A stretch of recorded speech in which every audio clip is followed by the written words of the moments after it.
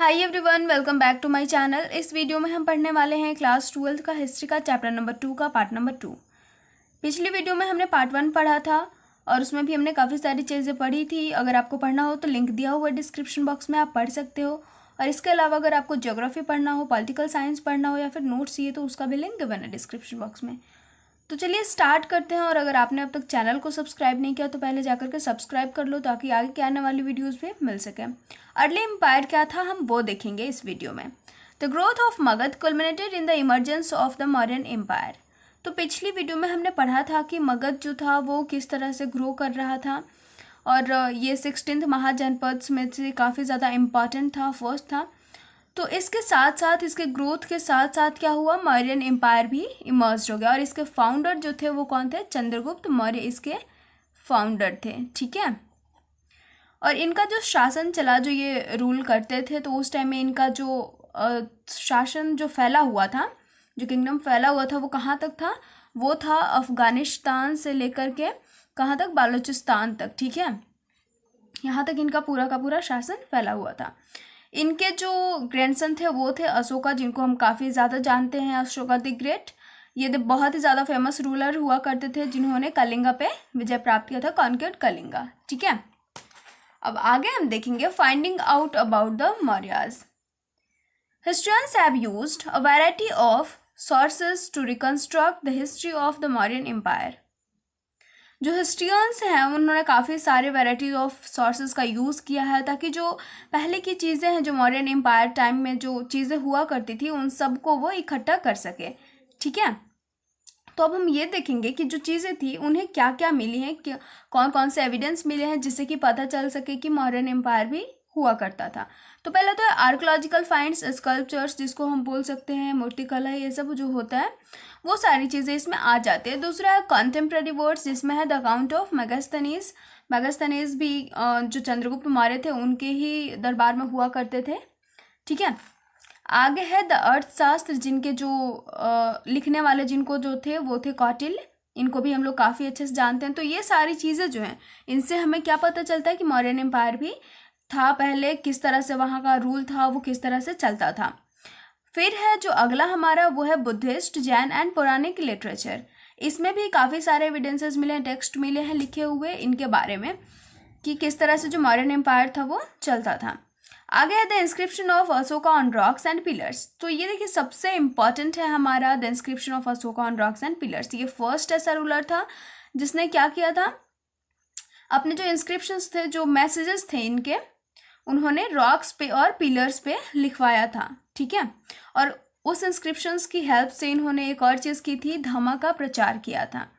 जो धम्मा था उसका प्रचार किया था। और इसमें जो चीज़ें आती थी, धम्मा क्या है एक्चुअली, तो इसमें क्या था, रिस्पेक्ट था। जो एल्डर थे उनके लिए रिस्पेक्ट, जो ब्राह्मण्स हुआ करते थे उनके लिए रिस्पेक्ट, जो उसके सर्वेंट्स हुआ करते थे और जो अदर रिलीजन्स हुआ करते थे, सारी चीज़ों के लिए क्या था इसमें रिस्पेक्ट। आगे हमारा administering the empire. There were 5 major political centres in the empire. 5 major political centres थे, जिसमें पहला था पाटलिपुत्र, दूसरा तक्षशिला, तीसरा उज्जैनी एंड तोसाली एंड स्वर्णगिरी। तो ये थे 5 मेजर पॉलिटिकल सेंटर्स। और इनका जो जिक्र है वो सारे इंस्क्रिप्शंस, जो इंस्क्रिप्शन मिले हैं एज द एविडेंस, टेक्स्ट मिले हैं, उन सब में इनका जिक्र हुआ है।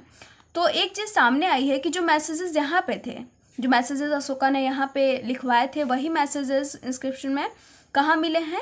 तो उत्तराखंड में मिले हैं, आंध्र प्रदेश में मिले हैं, पाकिस्तान में मिले हैं और उड़ीसा में मिले हैं, सेम वही मैसेजेस। तो यहाँ पे क्वेश्चन आता है कि अगर सेम वही मैसेजेस मिले हैं तो क्या सब जगह एक ही रूल चलता होगा? जो एडमिनिस्ट्रेटिव सिस्टम था वो क्या सब जगह एक ही होगा? तो नहीं, ऐसा कुछ भी नहीं है, सब जगह एक नहीं था। बिकॉज उड़ीसा कहाँ कोस्टल एरियाज था और जो अफगानिस्तान था वो हिली एरियाज था, तो ऐसा कुछ भी नहीं था, ठीक है। तो जो सेंटर्स होते थे, जो पॉलिटिकल सेंटर्स होते थे, इनको जो चूज़ किया जाता था वो काफ़ी सोच समझ करके चूज़ किया जाता था ताकि क्या हो, ये उनके लिए बेटर हो। जैसे उज्जैनी और तक्षशिला जो थे वो कहाँ पे थे? जो लॉन्ग ट्रेड रूट था वहाँ पे थे। स्वर्णगिरी कहाँ पे था? तो ये कर्नाटक में जो गोल्ड माइंस था वो था।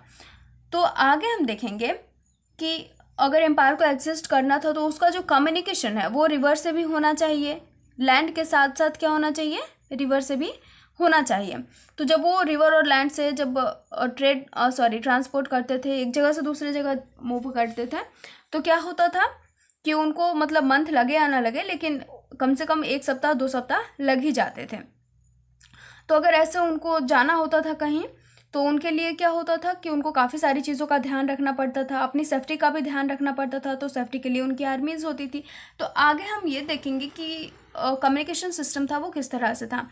देखिए यहाँ पे है, Megasthenes mentions a committee with 6 सब committees force coordinating military activities. तो ये मिलिट्री एक्टिविटीज़ के लिए है।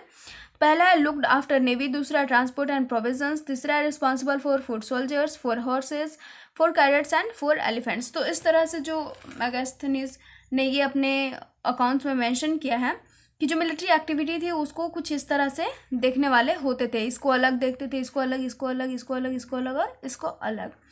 इसमें तो काफ़ी सारी चीज़ें आ जाती हैं, जैसे कि ट्रांसपोर्ट एंड प्रोविज़न में हो गया, ट्रांसपोर्ट करना है तो फिर जैसे आर्मी के लिए ही है ना, मिलिट्री एक्टिविटी के लिए है, तो सोल्जर्स के लिए बहुत सारी चीज़ें ट्रांसपोर्ट करनी होती थी, जैसे कपड़े वगैरह हो गए, उनके लिए सर्वेंट्स रखने होते थे और फूड वगैरह सारी चीज़ों का ट्रांसपोर्ट करना पड़ता था। तो सबके लिए अलग अलग देखना पड़ता था। आगे हमारा, Ashoka tried to hold his empire together by propagating dhamma. Ashoka ने क्या किया, अपने एम्पायर को पूरी तरह से एक साथ मतलब बना करके रखने का वो किया, धामा का यूज़ करके। आगे है, special officers known as dhamma mahamatta were appointed to spread the message of dhamma. Dhamma का जो मैसेज स्प्रेड हो रहा था, फैलाया जा रहा था, तो उसके लिए एक स्पेशल ऑफिसर रखा गया जिसको धमा महात्मा महामत्ता बोला जाता था। ठीक है, आगे हमारा, how important was empire. Empire कितना इम्पॉर्टेंट था। When historians began reconstructing early Indian history in the 19th century, the emergence of the Mauryan Empire was regarded as a major landmark. तो जब हिस्ट्रियंस ने स्टार्ट किया रिकन्स्ट्रक्ट करना शुरू किया Indian history को 19th सेंचुरी में, तो जो इमर्जेंस ऑफ मौर्यन एम्पायर था वो काफ़ी ज़्यादा इंपॉर्टेंट था, मेजर लैंडमार्क देखा गया। आगे है, 19th and early 20th century, Indian historians found the possibility that there were an empire in early India both challenging and exciting. तो जब 19th and early 20th century में इंडियन हिस्ट्रियंस ने बहुत सारी पॉसिबिलिटीज़ फाइंड की एम्पायर के लिए, तो उन्हें पता चला कि जो पहले के एम्पायर्स होते थे वो क्या होते हैं, बहुत ही चैलेंजिंग और एक्साइटिंग होते थे। उनको काफ़ी सारे इंस्क्रिप्शंस, टेक्स्ट एज एविडेंस मिले, स्कल्पचर्स मिले। ठीक है, तो इंस्क्रिप्शंस में देख करके बहुत सारे राजाओं के भी मिले, तो उनको सबसे ज़्यादा किसका अच्छा लगा, जो अशोका था उसका सबसे डिफरेंट लगा। उनको लगा कि ये जो एम्पायर था द अशोका, वो काफ़ी ज़्यादा पावरफुल हुआ करता था, बहुत ही हम्बल हुआ करता था। तो इस सेंचुरी में जो लोग हुआ करते थे, जो नेशनल लीडर हुआ करते थे, उन्होंने अशोका को एक इंस्पायरिंग फिगर के रूप में रिगार्ड किया है। तो ये गाइस हमारा ख़त्म होता है आज का टॉपिक। अगले टॉपिक में हम पढ़ेंगे न्यू नोशंस ऑफ किंगशिप। ठीक है, तो आई होप आपको अच्छे से समझ में आ गया हो। मिलते हैं नेक्स्ट वीडियो में।